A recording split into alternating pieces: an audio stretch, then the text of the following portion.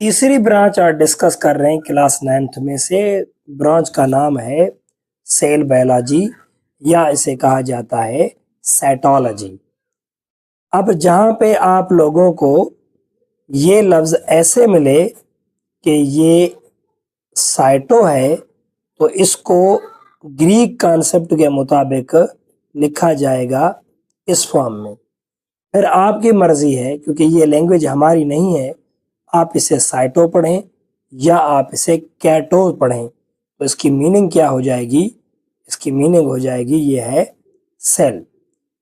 अगर आप सेल को ये कह दें कि ये सेल बायोलॉजी एल वर्ड है, यानी अगर इसका ताल्लुक लैटिन लैंग्वेज से है, तो लैटिन लैंग्वेज में इस सेल की जो मीनिंग होगी वो होगी कंपार्टमेंट। जैसे किसी को बॉक्स को या किसी चीज को हम कंपार्टमेंट कहते हैं, कंपार्टमेंट। अब आप लोग इसे कंपार्टमेंट के अलावा आप इसे चेंबर भी कह सकते हैं, यानी छोटा खाना या छोटी चीज या छोटा बॉक्स।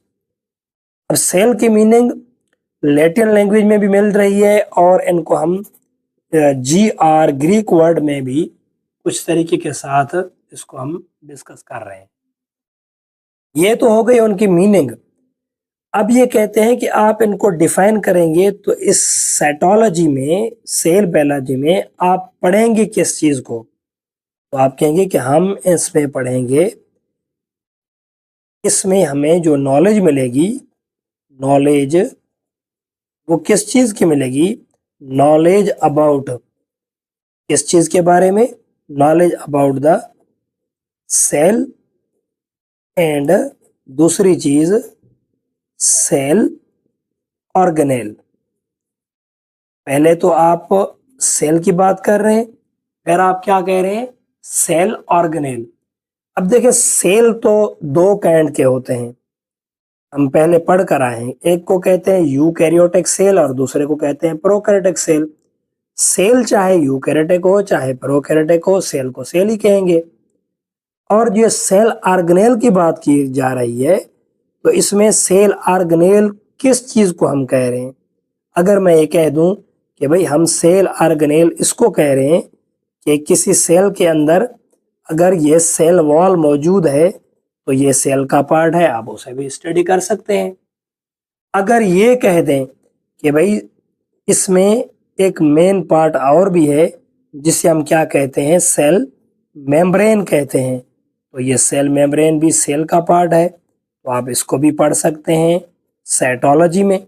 अगर तीसरा पार्ट ये भी कहा जाए कि आप तीसरा पार्ट बताएं, तो आप कहेंगे कि भाई हम सेल में साइटोप्लाज्म जो मौजूद है, उस साइटोप्लाज्म को भी हम इस सेल बायोलॉजी में पढ़ेंगे। और अगर इसके अलावा चौथा पार्ट, मेन पार्ट, तो उसको हम क्या कहेंगे कि सेल के अंदर मेन पार्ट न्यूक्लियस या मेन पार्ट होता है कैरियन, तो ये भी सेल का पार्ट है, ऑर्गेनेल है, इसको भी आप पढ़ सकते हैं सेल बायोलॉजी में। अब अगर ये कहा जाए कि ये सारे के सारे पार्ट जो हैं वो प्रोकैरियोटिक सेल में मौजूद हैं, तो आप कहेंगे कि नहीं, ये सारे के सारे जो हैं प्रोकैरियोटिक में नहीं होंगे, ये सारे यूकैरियोटिक में होंगे। अगर प्रोकैरियोटिक की बात करेंगे तो प्रोकैरियोटिक में जो न्यूक्लियर मेम्ब्रेन पाई जाती है, न्यूक्लियस की मेम्ब्रेन, एक तो वो नहीं होती, और दूसरा साइटोप्लाज्म में जो साइटोप्लाज्मिक ऑर्गेनेल होते हैं, जैसे माइटोकॉन्ड्रिया, गोल्गी बॉडीज, या प्लास्टिड्स हैं, या लाइसोसोम है, गैलेक्सोम है, वो इनके अंदर मौजूद नहीं होते।